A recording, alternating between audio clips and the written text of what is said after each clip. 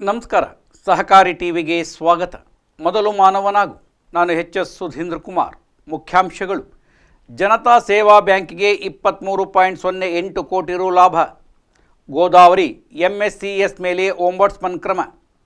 ಬೆಂಗಳೂರು ನಗರದ ಜನತಾ ಸೇವಾ cooperative bank 2025-26ನೇ ಸಾಲಿನಲ್ಲಿ 23.08 ಕೋಟಿ ರು ಲಾಭ ಗಳಿಸಿದೆ. 5 ಶಾಖೆ ಹೊಂದಿರುವ ಈ ಬ್ಯಾಂಕಿನ ಒಟ್ಟು ಅನುತ್ಪಾದಕ ಆಸ್ತಿ ಶೇಕಡ 3.70 ಇದ್ದು, ನಿವ್ವಳ ಅನುತ್ಪಾದಕ ಸಾಲ ಪ್ರಮಾಣ ಶೂನ್ಯಕ್ಕೆ ಇಳಿದಿದೆ. ಕಳೆದ ವರ್ಷದಲ್ಲಿ 1500 ಕೋಟಿ ರು ಠೇವಣಿ ಸಂಗ್ರಹಣೆಯಾಗಿದೆ. ಷೇರುದಾರರಿಗೆ ಕಡಿಮೆ ಬಡ್ಡಿ ದರದಲ್ಲಿ ವಿವಿಧ ಸಾಲ ಸೌಲಭ್ಯ ನೀಡುತ್ತಿರುವ ಬ್ಯಾಂಕ್ 942.50 ಕೋಟಿ ರು ಸಾಲ ಮತ್ತು ಮುಂಗಡ ನೀಡಿದೆ. 722 ಕೋಟಿ ರು ಹೂಡಿಕೆ ಮಾಡಿದ್ದು, ಬ್ಯಾಂಕಿನಲ್ಲಿ ಆಪದ್ಧನ ಮತ್ತು ಇತರೆ ನಿಧಿಗಳು 232.52 ಕೋಟಿ ರು ದಾಟಿದೆ. ಬ್ಯಾಂಕಿನಲ್ಲಿ 14,540 ಷೇರುದಾರರಿದ್ದು, ಒಟ್ಟು ಷೇರು ಬಂಡವಾಳ 36.62 ಕೋಟಿ ರು ಮೀರಿದೆ. 42,000 ಗ್ರಾಹಕರನ್ನು ಹೊಂದಿದ್ದು, ಡಿಜಿಟಲ್ ಬ್ಯಾಂಕಿಂಗ್ ಸೌಲಭ್ಯ ಮತ್ತು ಠೇವಣಿಗಳ ಮೇಲೆ ಆಕರ್ಷಕ ಬಡ್ಡಿ ದರ ನೀಡುತ್ತಿದೆ. ಈ ನಿವ್ವಳ ಅನುತ್ಪಾದಕ ಸಾಲ ಪ್ರಮಾಣ ಶೂನ್ಯಕ್ಕೆ ಇಳಿಕೆ 1996ರಲ್ಲಿ ಬ್ಯಾಂಕ್ ಪ್ರಾರಂಭಗೊಂಡು ಗ್ರಾಹಕರಿಗೆ ಬ್ಯಾಂಕಿಂಗ್ ಸೇವೆ ನೀಡುತ್ತಾ ಬರುತ್ತಿದೆ.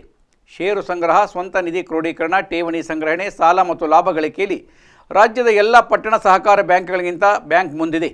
ಉತ್ತಮ ಆರ್ಥಿಕ ಪ್ರಗತಿಗೆ ಕಾರಣೀಭೂತರಾದ ಷೇರುದಾರರಿಗೆ, ಗ್ರಾಹಕರಿಗೆ, ಆರ್ಥಿಕ ಪ್ರಗತಿ ಸಾಧಿಸಲು ಸಹಕರಿಸಿದ ಆಡಳಿತ ಮಂಡಳಿ ನಿರ್ದೇಶಕರಿಗೆ, ಸಿಬ್ಬಂದಿ ವರ್ಗದವರಿಗೆ ಅಭಿನಂದನೆ ಸಲ್ಲಿಸುವುದಾಗಿ ಬ್ಯಾಂಕಿನ ಅಧ್ಯಕ್ಷ ಎಚ್.ಸಿ. ಗೋಪಾಲ್ ಹೇಳಿದ್ದಾರೆ. ನಾಡಿನ ಸಮಸ್ತ ಜನತೆಗೆ ಸಂವಿಧಾನ ಶಿಲ್ಪಿ ಡಾಕ್ಟರ್ ಬಿ.ಆರ್. ಅಂಬೇಡ್ಕರ್ ಜಯಂತಿಯ ಶುಭಾಶಯಗಳು. ಗುರುನಾಥ ಜಾಂತಿಕರ ವಕೀಲರು ಹಾಗೂ ಅಧ್ಯಕ್ಷರು, ಕರ್ನಾಟಕ ರಾಜ್ಯ ಬಸವೇಶ್ವರ ಸುದ್ದಿ ಮಾಧ್ಯಮ ಸಹಕಾರ ಮಹಾಮಂಡಳ, ಬೆಂಗಳೂರು. ಠೇವಣಿದಾರರ ಹಿತಾಸಕ್ತಿಗಳನ್ನು ರಕ್ಷಿಸುವ ಬಲವಾದ ಕ್ರಮದಲ್ಲಿ ಕೋಆಪರೇಟಿವ್ ಓಂಬಡ್ಸ್ಮನ್ ಕಚೇರಿಯು Godavari multi state cooperative credit society limited ಬೀಡ್ಗೆ 30 ದಿನಗಳಲ್ಲಿ ಬಡ್ಡಿಯೊಂದಿಗೆ 1.29 ಕೋಟಿ ರುಗಳನ್ನು ಲಾತೂರಿನ Latur multi state cooperative credit society ಲಿಮಿಟೆಡ್ಗೆ ಮರುಪಾವತಿಸುವಂತೆ ನಿರ್ದೇಶಿಸಿದೆ. ಸಹಕಾರಿ ಓಂಬಡ್ಸ್ಮನ್ ಅಲೋಕ್ ಅಗರ್ವಾಲ್ ಅವರು ಶುಕ್ರವಾರ ಹೊರಡಿಸಿದ ಆದೇಶವು ಪ್ರಬುದ್ಧ ಠೇವಣಿಯನ್ನು ದೀರ್ಘಕಾಲದವರೆಗೆ ಪಾವತಿಸದ ನಂತರ ಬಂದಿದೆ. ಈ ವಿವಾದವು ಜೂನ್ 2023ರ ಹಿಂದಿನದು. ಲಾತೂರ್ ಮೂಲದ ಸೊಸೈಟಿಯು ಪ್ರತಿವಾದಿಯೊಂದಿಗೆ 396 ದಿನಗಳ ಸ್ಥಿರ ಠೇವಣಿಯಲ್ಲಿ ರು 1 ಕೋಟಿ ಹೂಡಿಕೆ ಮಾಡಿತು. ಠೇವಣಿ ಜುಲೈ 2024ರಲ್ಲಿ ಮುಕ್ತಾಯಗೊಂಡಿತು. ಆದರೆ ಆಗಸ್ಟ್ 2025ರಲ್ಲಿ ಔಪಚಾರಿಕ ಇಮೇಲ್ ಸೇರಿದಂತೆ ಪುನರಾವರ್ತಿತ ಫಾಲೋ ಅಪ್ಗಳ ಹೊರತಾಗಿಯೂ ಮೊತ್ತವು ಪಾವತಿಸದೆಯೇ ಉಳಿಯಿತು. ಬೀಡ್ ಮೂಲದ ಸೊಸೈಟಿಯು ತನ್ನ ಪ್ರತಿವಾದದಲ್ಲಿ ದ್ರವ್ಯತೆ ಸಮಸ್ಯೆಗಳನ್ನು ಉಲ್ಲೇಖಿಸಿತು. 2026-27ನೇ ಹಣಕಾಸು ವರ್ಷದಿಂದ ಪ್ರಾರಂಭವಾಗುವ 4 ವಾರ್ಷಿಕ ಕಂತುಗಳಲ್ಲಿ ದೊಡ್ಡ ಠೇವಣಿಗಳ ಮರುಪಾವತಿಯನ್ನು ಪ್ರಸ್ತಾಪಿಸುವ ವಾರ್ಷಿಕ ಮಹಾಸಭೆಯ ನಿರ್ಣಯವನ್ನು ಸೂಚಿಸಿತು. ಆದಾಗ್ಯೂ ದೂರುದಾರರು ಆ ಯೋಜನೆಯನ್ನು ತಿರಸ್ಕರಿಸಿ ಪೂರ್ಣ ಪಾವತಿಗೆ ಒತ್ತಾಯಿಸಿದರು.